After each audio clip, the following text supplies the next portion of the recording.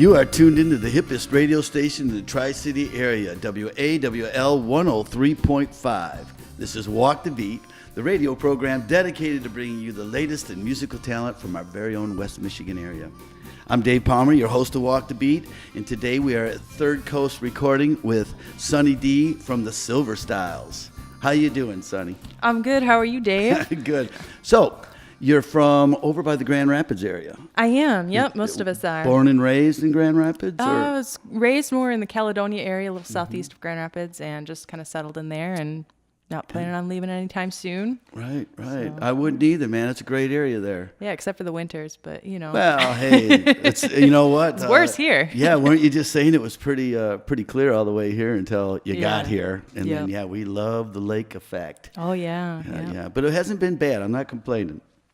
So you have been, in fact, I just found out half a second ago that you're related to Dave Darling. That's right. Yep, he's my uncle. He is? Mm-hmm. Through sister, brother, what's his brother, his sister? His sister is my mother. Oh, very nice. I did not even know Dave had a sister. Yeah, he's got two. So he's got two. I'm the one learning in the everything. dark there. So you've been hanging around with, you see him at Thanksgiving and Christmas or anything like that? Oh, sometimes, good, depends. Good, yeah. So you're over here in Caledonia. You moved to Grand Rapids because you wanted to get right into the thick of the music scene. Is that it? Well, no, I moved to Grand Rapids for school and just kind of happened upon the music scene. It's sort of funny how I got in with the Silverstiles. The woman directing the research for my thesis was, we were just talking one day and music came up and I was talking about how I had taken opera lessons in high school. Wow. And she said, well, hey, my husband's in a band. He's looking for a singer. And I jokingly said, oh, yeah, well, that really put my opera lessons to great use. And she said, well, let's do it. And so next thing I knew, I was in a basement with a bunch of dudes I didn't know playing rock music. Is this what you learned at school? You go to a basement? Yeah. Anyway, keep going. Yep. So, but, you know, it went better than expected, and we're still playing together and having a great time. And it's really nice. Really been a great experience. How long you been together then? I've been playing with them for about a year, and nice. Yeah. So you're kind of really just getting into the groove now. Yeah. I mean, really learning.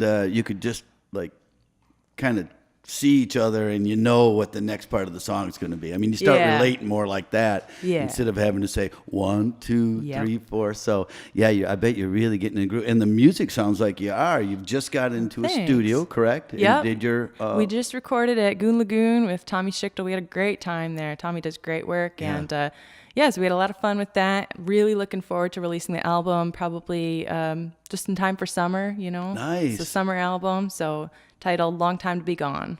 Nice. And this first song, should we get to that first song right now?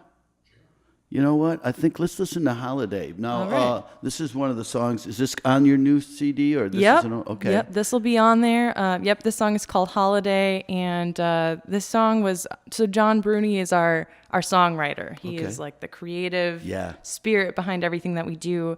And he plays lead guitar. And so he said that he wrote this song while he was on the beach, I think in Italy, with his wife. And so definitely a great holiday song. And so I hope you like it. Well, Blue, then, let's listen to Sonny D as she sings for the Silverstiles with the song Holiday.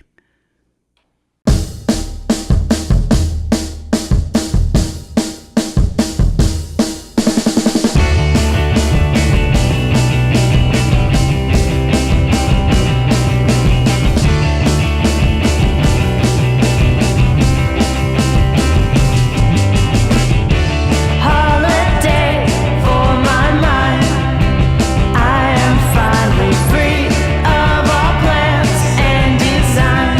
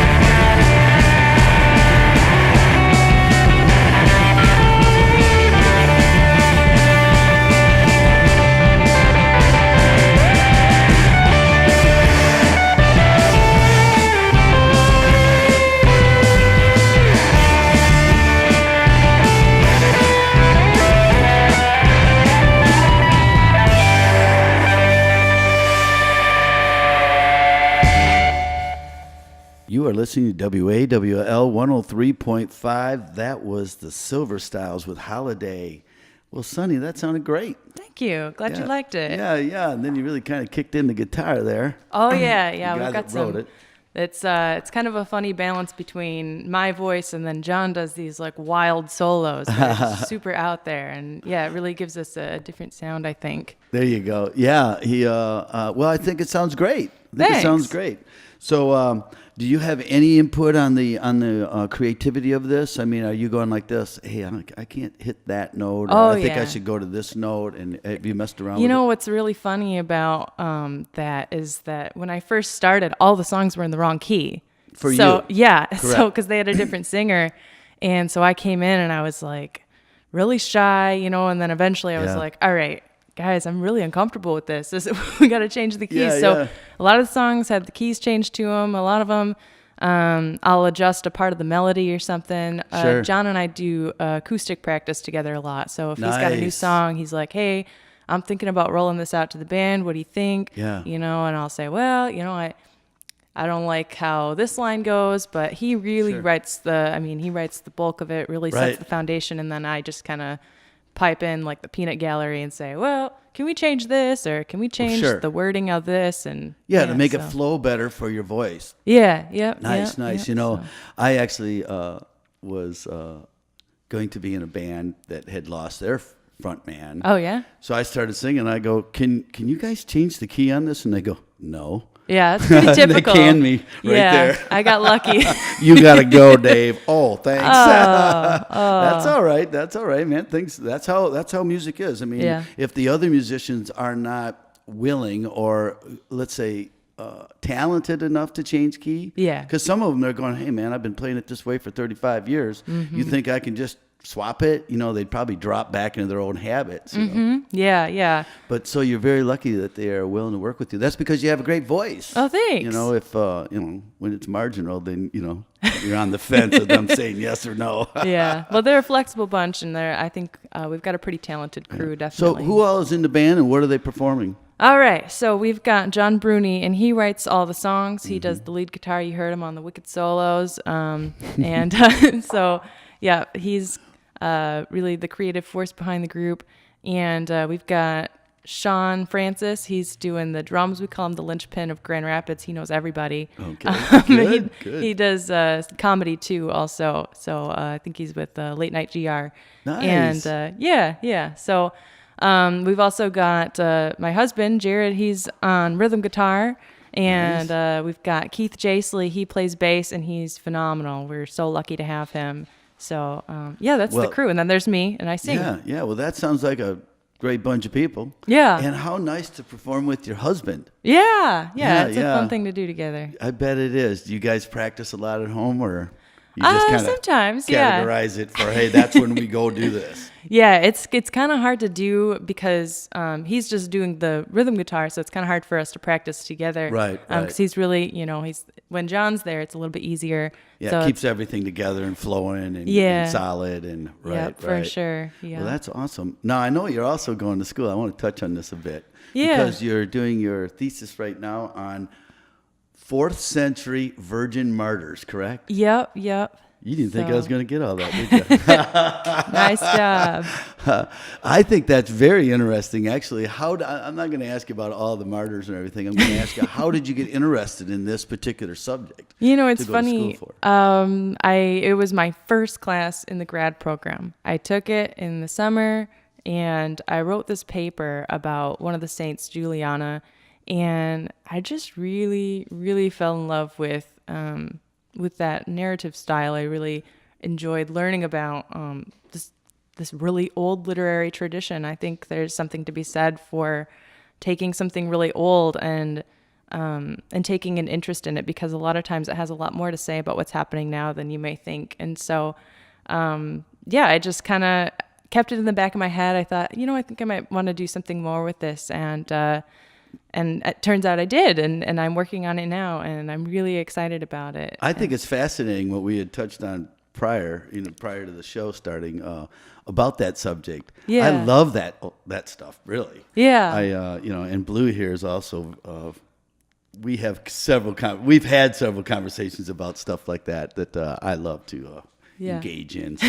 But we won't do that today because okay. But I wanted people to know that you are a student. Yep. Now, is you a full-time student? Oh, no. I'm just taking one class this semester. It's called Visions of Heaven and Hell. So real uplifting stuff there. Yeah. Well, if you're on the heaven side of it. Yeah. It's also a little boring there in a lot of the literature. So people are more interested in writing about hell. We're finding. So isn't that amazing? Yeah. Everybody wants to know the scary part. Well, yeah, and they like to see justice served. So yeah, it is. They do, don't they? It's like, okay, you're finally going to get it. We didn't do anything to you, but now that you're done, somebody else is taking over. I love it. I love it. So it's just that class and then thesis work. So I'm pretty laid back. Now, do you have anything on the internet that people can find you? Yeah, find us on Facebook. We just started an Instagram account, so you can look at us. We're Silverstiles GR. Facebook, just, facebook.com/Silverstiles. We're on Bandcamp. You can listen to some of our stuff there. I think some of the songs are a little outdated. We've also got an acoustic set on SoundCloud under Copper Sun, and it's just me and John, and very, very relaxed sound. Some of the songs that'll be on the album are on that, so check that out. We can find your schedule on your Facebook, correct? Oh, yeah. Yep, we post there when we've got stuff going on, so yeah. Okay, so now, what was the process when you had to join this band, and you're an opera singer? I mean, not an opera. Well, but I know, I was but very you're still using trained. the classically trained stuff. Did you think it fit immediately once you found the keys? It was funny. The first time I played with them, I said, I don't know, guys. I think my voice it's not rough enough. And they said, oh, no, this is fine. This is great. And they really stuck with me. I don't know why, but I'm glad they did because singers are tough to find. I guess so. You're a commodity. Oh, thanks. So, I think it just took some playing together, getting used to each other's personalities, the different pieces to the songs, and kind of finding a way to reshape them to create a more cohesive feel. Changing the keys definitely helped. There were a couple songs where we changed it, and I was like, oh, okay. It's a relief this is great. It's a relief off your vocal cords, isn't it? Because did you find yourself straining to fit? Yeah, and then when it doesn't sound effortless, and it doesn't sound effortless, then it's then it makes it worse. Yeah, so. It definitely is things that people are every now and then when I'm playing out, they're going, hey, why do you have this thing on your guitar, that capo, capo? Mm-hmm. They don't know what it is, but why do you have that on there? And he goes, that's so I can sing in the right key. Well, why don't you just play it differently? Because I can't just swing around like that. I still play in first position, or trying to make it easier. When I have an open chord, it's going to be different, Yeah, so. there is a different sound when you're playing in open tuning, and yeah. But I just wanted to let you know that we really enjoyed the first song. That's why we're going to listen to another one. All right, great. Here we go. On the second song, Heartache. Uh-huh. Okay, you got any background on this at all? Sounds like somebody's got a heartache going on. Yeah. Well, a lot of the songs that John writes are very character driven, which is why they're really fun because you kind of get into another person's head almost. Sure. So this is one of his, I guess, kind of downer songs, but he really wanted to give it a pop feel, and just kind of spent some time honing in on that. And I think he's done a good job with it. I think the band's done a good job of bringing that feel together. And it's just kind of, about someone having a heartache. All right, man. So I hope you like it. So I'm sure we will. Blue, let's listen to the Silverstiles and Heartache.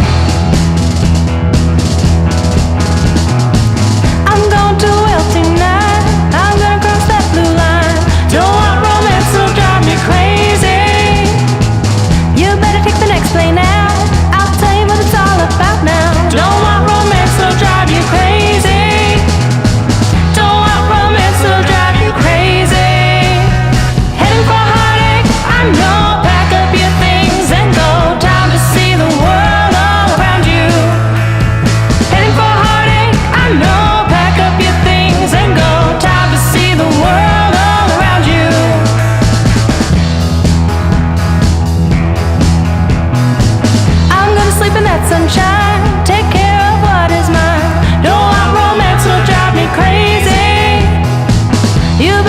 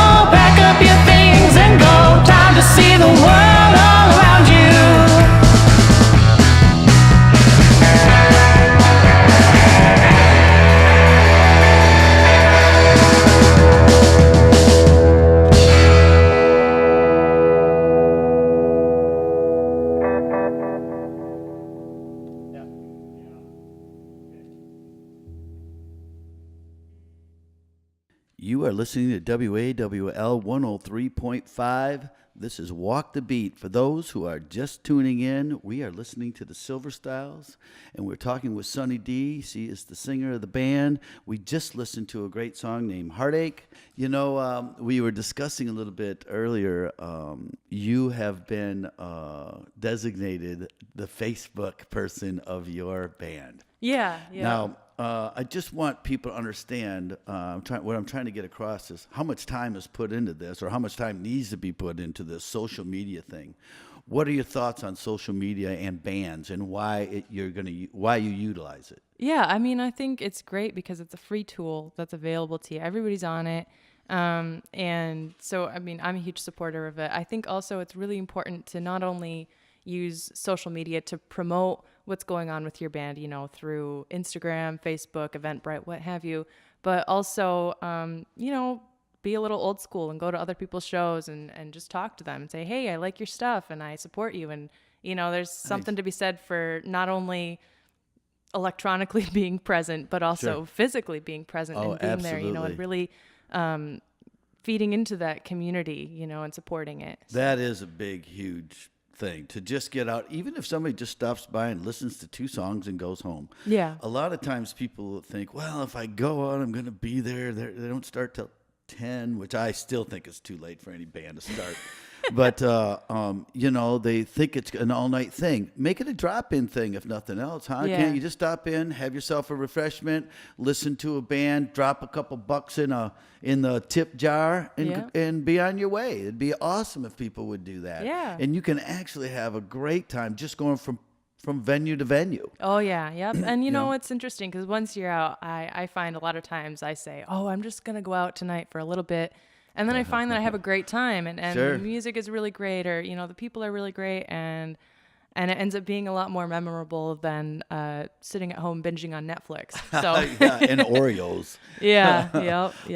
I hear you. And the hardest part is getting people from that couch to that vehicle. Yeah. Once they're in the car, all right, we're going. They've committed. Mm-hmm. But to get them from that point to that car seems to be like moving a cement block sometimes, you know. Yep. People just enter their routine and you can't mess with it. Yep. And you're not near as old as I am, but you do end up in a routine, and you get knocked off that, man. It could throw you weak when you're old. Throw you off for a week. But I want to ask again about the Facebook. How much time, you know, you're just kind of really, since you're taking it over, how much time do you think you have into your social media? Oh, I don't know. I do social media for a lot of things. Mm-hmm. So, I mean, it's kind of I do hit and miss, I guess. Facebook for the band, and then, you know, I've got my own Facebook, and then for a couple other businesses. And so it's not a huge deal for me because I just kind of lump it all together. I don't know exactly how much time I put into it, but yeah, it takes a lot of time and dedication and, you know, routine checking. It's mostly it's like, it's going to be a 5-minute interruption, you know, and then it throws off whatever you were doing during that hour, but, you know. Then another 5 minutes later to throw your day into the dirt for a little while and get back on track. Yeah. All right, I just want people to know there's a lot of time spent on this social media that has nothing to do with learning how to play a song. That's true. true. You know what I mean? That's so true. It's just part of the stuff that has to be done if you want any recognition whatsoever in the music. Yeah. The part that we've got going on now. And I love it when the part that you added on, don't forget to go see people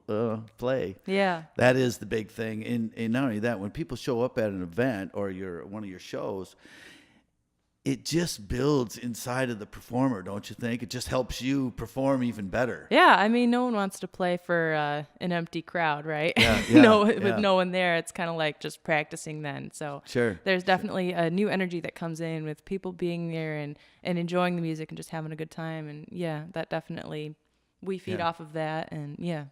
Well, I know John is your head guy for writing. Mm-hmm. What do you know of some of his influences that made him produce it the way he does? John's got a vast rock knowledge, but I would say his favorite guy is definitely Warren Zevon, and so a lot of his musical influence comes from him. We actually do a cover of Lawyers, Guns, and Money sometimes at our shows, and So yeah, he really likes Warren Zevon, a lot of 70s rock for sure. A little bit of California country. We sometimes will sing. I don't know if you know who Guy Clark is. Guy Clark. My name's on one of his last album. Oh, terrific. Yeah, I took a class with him. Fantastic. Guy Clark, you're the first person I've heard that knows him. I love it. He's an icon. He's terrific. Fantastic Excellent. songwriting. So, so he's got, and I wish I knew all the rest of them off the top of my head. He can list like 15 people. Right. I know one of our songs, it's called Midnight Blue and Easy. It's going to be on the album. He was influenced heavily by a Bob Dylan song for that. So, nice. He just draws from all sorts of different people. And sounds great. Yeah. This next song we're going to listen to is called Shipwreck Sun. Yeah, this one's a real downer. Great. So way we'll to end end on the a sad show, man. I like It's it all though. right, man. These are all about emotions, bringing emotions to the top, letting us. I mean, I think that a lot of this music is, especially the way I write, I'm trying to get you to feel a certain way so that you see so you can tell how I feel. And that's how we relate. I mean, all this music brings emotion to words. Yeah, so absolutely. There's nothing wrong with a downer song now and then. No? Sometimes you just need one. So tell me a little bit about it. So it's kind of funny. John wrote this song as like he just wanted to write a real sad song. Yeah. And then he added this. I remember we were playing it, and it was pretty great. And then he said, I want to make it even sadder. And so he added an extra verse of, like, here's this character who's just really having a bummer of a life. And now even the future generation is going to... he's passing it on? He's passing on the tradition. So, Thanks. It is definitely a downer of a song. But, it's got kind of a sweetness to it. And that's what I like about a lot of the songs that we do, that even if the content is a little bit down or depressing or whatever, right. melancholy, Yes. the melodies usually add a different interesting flavor that brings it up in a way that offers hope. Or there's one of the songs that he wrote, and it's like, we should just move on, and it's about a breakup, and but it's this really happy upbeat song. And so it adds a different complexity to it. So hopefully it's not too much of a downer. It's not all on minor keys or We're anything. going to love it. I'm sure of that. Hey, Blue, can we listen to Shipwreck Sun by the Silverstiles?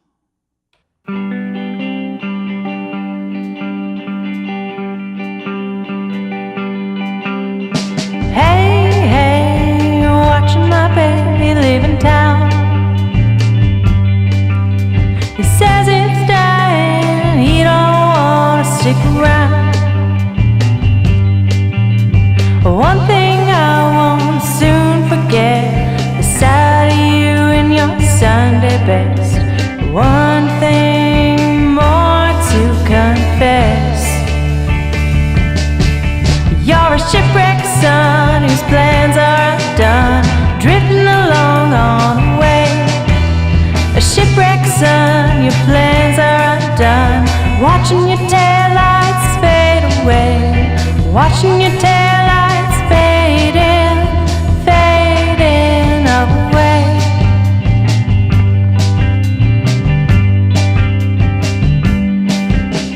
Low down, that's the way things have gone. The company's leaving, don't need me to come along. Oh my, such an awful sight. I've been drinking all through the night, can't keep myself upright. You're a shipwrecked son whose plans are done, drifting along on a wave. A shipwrecked son, your plans are done, watching your taillights fade away, watching your taillights fade away.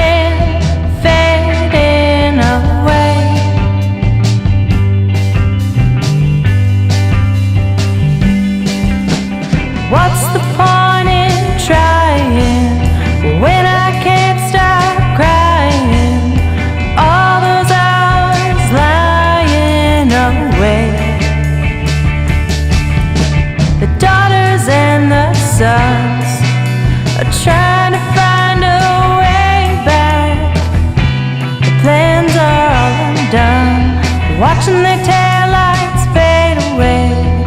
watching their taillights fade in, fade in.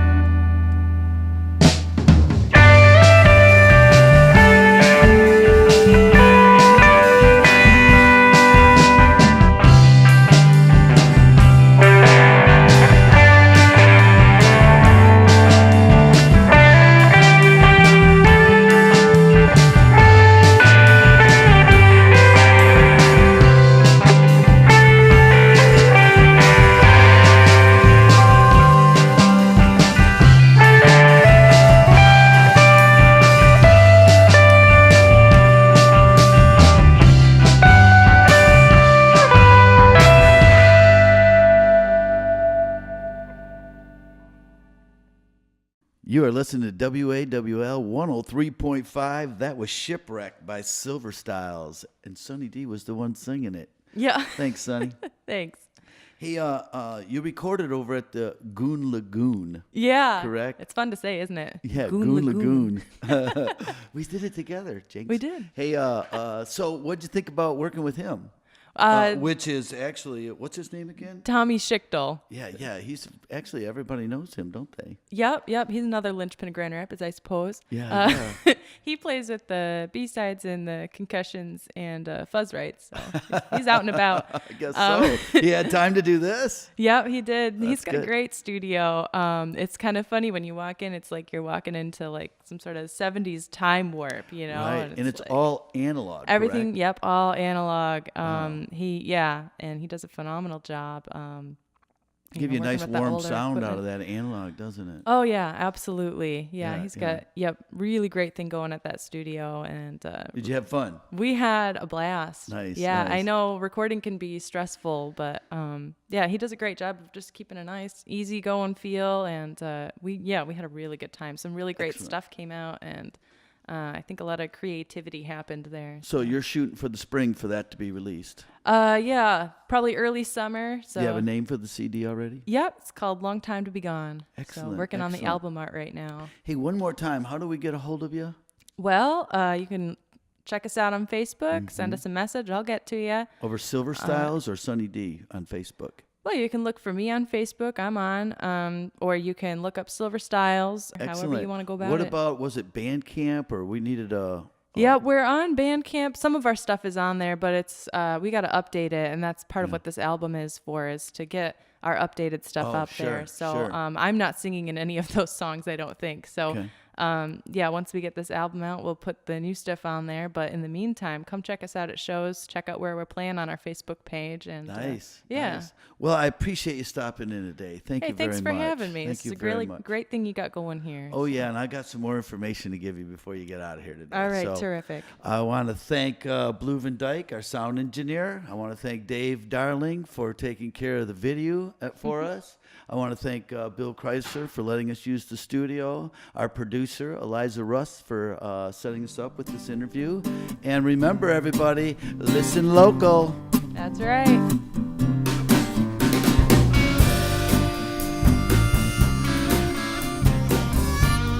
The Walk the Beat radio show is recorded in Grand Haven, Michigan. Production and engineering provided by Blue Van Dyke. Featuring your host, Dave Palmer.